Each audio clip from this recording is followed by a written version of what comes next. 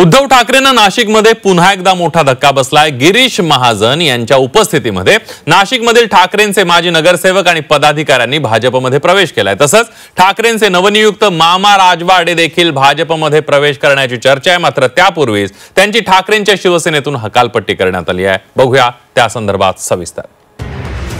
हे सगळे फरार गुन्हेगार आज 10 वाजता मी असं ऐकलंय की भाजपात गिरीश महाजन यांच्या उपस्थित सामील होत आहेत। पोलिसांना मिळत नाहीत, पण मंत्र्याकडे येऊन हे गुन्हेगार जे वॉन्टेड आहेत म्हणतात ते सामील। ही भारतीय जनता पक्षाची गंमत। राजवाडे त्यांच्याकडे त्यांनी अध्यक्ष केले 4 दिवसापूर्वी। त्याचे कोणते गुन्हे मला काही माहित नाही। त्यांचं आमचं कुठे प्रवेशासंदर्भामध्ये आज बोलणं नव्हतं। आज त्यांचा प्रवेश नाहीये, पुढे भविष्यामध्ये काही सांगता येत नाही। फक्त बोल घेवड्याचा पक्ष तो राहिलेला आहे, त्यामुळे तिथे राहायला कोणी तयार नाही, म्हणून सगळे आमच्याकडे प्रवेश करायला उत्सुक आहेत। या माझ्यासारख्या सामान्य सैनिकावर एवढी मोठी जबाबदारी दिली, मला कल्पनाही नव्हती की मला एवढी मोठी जबाबदारी ही शिवसेनेकडनं मिळेल। कदाचित पक्षश्रेष्ठीला पण असं वाटत असेल की ही जबाबदारी मी पेलवू शकतो। नाशिकच्या ठाकरेंच्या शिवसेनेचे नवनियुक्त महानगर प्रमुख मामा राजवाडे यांची देखील पक्षातनं हकालपट्टी करण्यात आली आहे। 4 दिवसांपूर्वीच विलास शिंदेंच्या जागी मामा राजवाडेंची महानगर प्रमुखपदी निवड करण्यात आली होती। दरम्यान ते आज भाजपमध्ये प्रवेश करणार असल्याची चर्चा होती। मात्र मामा राजवाडे यांच्या भाजप प्रवेशाला ब्रेक लागल्याचं बोललं जात आहे। संजय राऊतांनी मामा राजवाडे, सुनील बागुल यांच्या पक्ष प्रवेशावरून भाजपवर जोरदार टीका केली होती। दरम्यान यानंतर या दोघांच्या प्रवेशाला ब्रेक लागल्याचं बोललं जात आहे।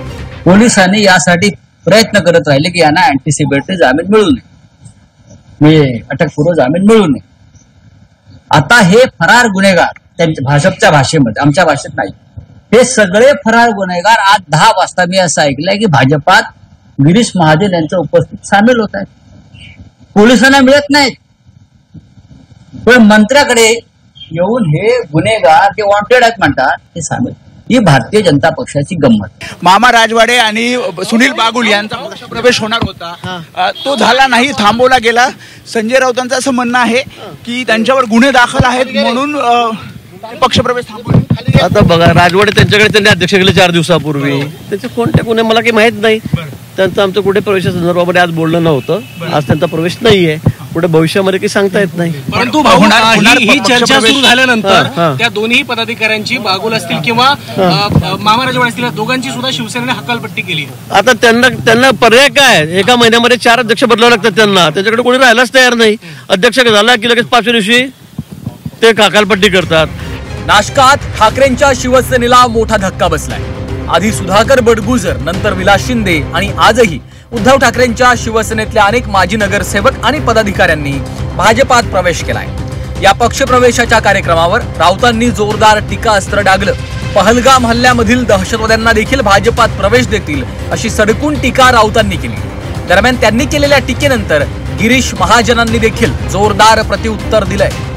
अशा पद्धतीने एक दिवस पहलगाम मधले जे अतिरेकी आहेत 4 जे सापडत नाहीये, 26 जणांची हत्या केली, त्यातले अनेक आमच्या महाराष्ट्रातले आहेत। हे 5-6 अतिरेकी सुद्धा महाराष्ट्रामध्ये येतील, वर्षा बंगल्यावर जातील आणि भाजपमध्ये प्रवेश घेतील। आपल्याला कळणार नाही कुठे गेले, सापडत नाहीत, भाजपमध्ये गेले। ही भाजपचं कॅरेक्टर। आपापले प्रभाग सांभाळायचे आहेत, त्यामुळे तिथे राहून फक्त बोलबच्चन, दुसरं काय, त्याशिवाय दुसरं काहीच नाही तिथे। फक्त बोल घेवड्याचा पक्ष तो राहिलेला आहे, त्यामुळे तिथे राहायला कोणी तयार नाही, म्हणून सगळे आमच्याकडे प्रवेश करायला उत्सुक आहेत। अजून परत पुढच्या आठवड्यामध्ये प्रवेश होतील। अजून काही प्रवेश होतील? नक्की सगळ्याच पक्षातून। मग काँग्रेसचे पण आहेत, एनसीपीचे, पवार साहेब गटाचे राहतील, उबाटाचे राहतील।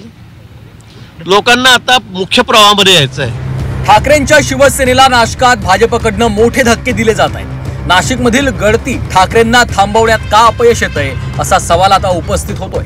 गणेश गीते, माजी स्थायी समिती सभापती, सचिन मराठे, उपजिल्हा प्रमुख, माजी नगरसेवक, शिवसेना ठाकरे पक्ष, प्रशांत दिवे, माजी नगरसेवक, सीमा ताजने, माजी नगरसेविका, कमलेश बोडके, माजी नगरसेवक, बाळासाहेब पाठक, जिल्हा संघटक, शिवसेना ठाकरे पक्ष, गुलाब भोये, उपजिल्हा प्रमुख, उबाठा, कन्नू ताजने, उपजिल्हा प्रमुख, शिवसेना ठाकरे पक्ष, शंभू बागुल, युवा सेना विस्तारक आणि अजय बागुल, श्रमिक सेना जिल्हा प्रमुख।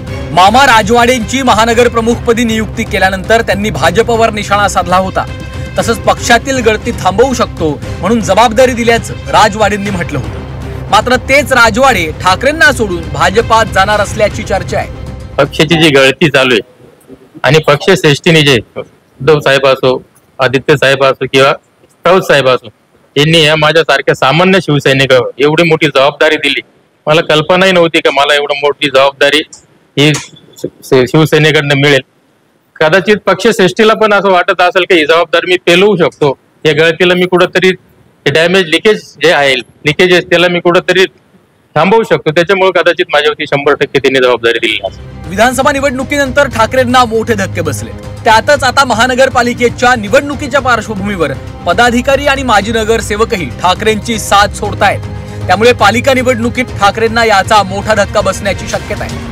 तसंच आगामी काळात ठाकरेंना अजून झटका बसणार असल्याचा दावा गिरीश महाजनांनी केलाय. त्यामुळे ठाकरेंचे कोणते नेते भाजपच्या गळाला लागणार ते पाहणं आता महत्त्वाचं ठरणार आहे. योगेश खरे, झी 24 तास, नाशिक.